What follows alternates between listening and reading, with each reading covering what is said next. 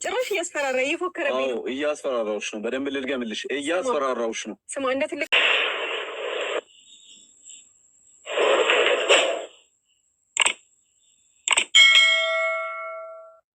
ከብሩኬ ጋር በወንድምነት መቀጠል ትችያለሽ። እኔን ግን ተወኝ ብትይኝ ልተውሽ አልችልም። ሰላም ጤና ይስጥልኝ ውድና የተከበራችሁ የመግቢቶ ቤተሰቦች እንዴት ናችሁ? ደህና ናችሁ ወይ? እኔ በጣም ደህና ነኝ፣ እግዚአብሔር ይመስገን። ባላችሁበት ሰላማችሁ ብዝት ይበልኝ። እንግዲህ ሰሞኑን በሀይሚና በብሩኬ መሀል አንድ ፋሲል የሚል ወንድማችን እንደመጣ እናውቃለን ሁላችንም። ሀይሚና አፈቅራታለሁ በማለት ቀለበት አድርጎልኛል ብላ እሷም አምናለች። እንግዲህ ዛሬ በብሩኬ ቤት ተከስቶ ነበር። ያው ሀይሚ ቀለበቱን ለመመለስ ሞክራለች። እሱ ግን አልፋታሽም እያለ ነው ማለት ነው ያለው ሰው። እንደዚህ አይነት ነገር ያጋጥማል። ብዙ ወጥመድ በእውነተኛም ታሪክ ትናንትና ተናግር ያለው በእውነተኛ ታሪክ ወጥመድ የሚሆንበት አጋጣሚ ያለ ሰው። ወደፊት ህይወት ስታስቡ እናንተ ሁሉን ነገር ግልጽ አድርጋችሁ ብሩኬ አሁን ከዚህ በፊት ለምን አልነገርሽኝም? ሁለተኛ ቀለበት ተሳስሮልሽ እንዴት እንደዚህ ወንድ ልጅ ክብርትን እንትን ትያለሽ? በማለት ሀይሚ ላይ ነው እንደ ጥፋተኝነት ያሰበው ማለት ነው። ሀይሚን ነው እንደ ጥፋተኛ ያደረጋት። ሶ ይቅርታ ጠይቀው ብሏት ነበር ትናንትና። ይቅርታ አልልም በማለት እሷም ቀለበቱን ዛሬ ወርውራለታለች ማለት ነው። ተቀበለኝ ብትለውም ቢሏት ቀለበቱን ሰው ወርውራለታለች። እሱ ግን ቀለበቴን ስለወረወርሽው ጭራሽ ተንበርክኬ እንደዛ ስሬልሽ ተቀብለሽኝ አሁን ትወረውሪዋለሽ እሱን ስታገኝ በማለት አልፋታሽም፣ አንላቀቅም በማለት ከብሩኬ ጋር ግብ ሊያያዙ ትንሽ ነበረ የቀራችሁ። ምክንያቱም ሀይሚን አስገድጄ እወስዳለሁ፣ ብሩኬ ደግሞ ሀይሚ ፈቃደኛ ካልሆነች በታምር አትወስዳትም በማለት እጇን ንቀርጉ ሲይዘው ምን አባ ሆነ ነው በማለት ብሩኬ እንደዚህ ማድረግ የለብህም በማለት ተጣልተው ነበረ ማለት ነው። ለዚህ አይነት ነገር ግን ትናንትም ተናግሬያለሁ፣ ዛሬም ደግመዋለሁ። እውነተኛ ህይወት ስትጀምሩ ከበፊት ያላችሁን ነገር እውነት ለመናገር ግልጽ አድርጋችሁ መናገር፣ አንደኛ ለወደፊት ህይወታችሁ አደጋ አይኖረውም። ሁለተኛ ግልጽ አድርጋችሁ ከተናገራችሁ ያ ሰው ራሱ የሆነ ነገር መሀል ላይ እንትን ቢል ዋ ይች ልጅማ ግልጽ አድርጋ ነግራኝ የለ በቃ አንደኛ በስጋት አትኖሩም።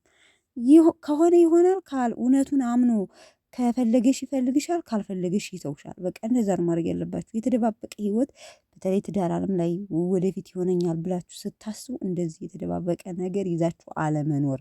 እግዚአብሔርን በብዛት ትዳር ዓለም ውስጥ ላይ መደባበቅ፣ ከዛ ትንሽ ኢንፎርሜሽን ሴትም ሆነ ወንድ ሲሰሙ ውስጥ የመሻገር ይሄማ ሌላ ነገር ትንሽዬ ቢዋሻችሁ ሙሉ ፐርሰንት እንደሚዋሻችሁ ወይም እንደምትዋሻችሁ አድርጋችሁ ነው የምታስቡት ማለት ነው። ይሄ በእርግጠኝነት አስተማሪ የሆነ ነገር ነው። ማለት ኮሜንት ላይ እውነትም ሊሆን ይችላል ምትሉ አላችሁ፣ አለ ሊሆንም ይችላል፣ ምን ይታወቃል። ግን ደግሞ እውነት ሊሆን ቢችል ብሩኬ ከካሜራ ጀርባ ያቅ ነበር ማለት። ምናልባት እነሱ ዩቲዩብ ስራ ነው እንዳልኳችሁ እየሰሩ ከካሜራ ጀርባ የራሳችሁ ህይወት ላይፍ ሊኖራችሁ ይችላል። ቤተሰብ ማለት ነቃ እንበል፣ ሁሉን ነገር ስናይ አንመን ማለት ነው። እውነቴን እኮ ነው የምነግራችሁ። እኔ ስላቸው ጨረቃዎች በዩቲዩብ ላይ በጣም አሪፍ ላይፍ ያሳልፋሉ፣ ፍቅር ያስተምሩናል። የሚሰሩትን ነገር ሁሉ ለተመልካች የተመቸ ነገር ነው። ግን ደግሞ ይሄ ነው ሲባል ምናልባት ከኋላም የራሳችሁ ላይፍ ሊኖር ይችላል። ግን ቢሆንም ሀይሚ የማታውቅበት ምክንያት የለም፣ ብሩኬ የማያውቅበት የለም። ምክንያቱም የቡታጅሯ ልጆች ናቸው፣ በጣም ይተዋወቃሉ ማለት ነው።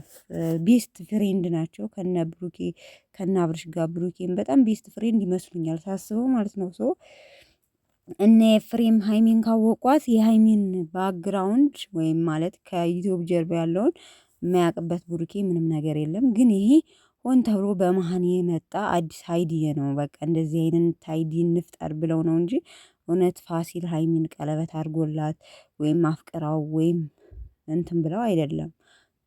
ከብሩኬ ጋር እስካሁን ባላቸው ነገር በጣም ይከባበራሉ። ስራቸውም ወርቅ ነው። ፍቅር እያስተማሩን ነው። ሰው ይቀጥላል። ፍፄም ብሏል። በነገራችን ላይ ማንም ቢመጣ ብሩኬና ሀይሚን ሊለያይ አይችልም። እንዳልኳቸው ዩቲዩብ ላይ ሀይሚንና ብሩኬን ማንም አይለያቸውም፣ እውነት ለመናገር ማለት ነው። ማለት እንግዲህ የራሳቸው ላይፍ ከዩቲዩብ ጀርባ ራሳቸው ያውቃሉ። ግን ዩቲዩብ ላይ ለመስራት በፍቅር ለመስራት ራሳቸው አይዲ በመሃል ካላመጡ ወይም ፍቅረኛ አለኝ ወይም አዳዲስ አይዲያ ለመታየት ለመሳብ ካልሆነ በስተቀር ዩቲዩብ ላይ የሚለያያቸው አንድ ሰው አይኖርም፣ ወደፊትም አይኖርም ማለት ይኖራል ብሎ አይታሰብም። ስለዚህ ተመልካችም እርግጠኛ እንድትሆናችሁ እንደሆነ ምናምን ታስቧል። እውነት ለመናገር ሰው ይሄ እንትን ነው፣ አዲስ ፕራንክ ነው። ሀይሚ ፕራንክ እያደረገችው ነው ብዬ አስባለሁ ብሩኬን። ሁለተኛ ነገር ደግሞ ተመካክረው እያደረጉትም የሚል ግምት አለኝ። ብቻ ውዝግብ ያደርጋቸዋል። ሚዲያ የምታዩትን ለማመን ይከብዳል። ገብቷቸዋል።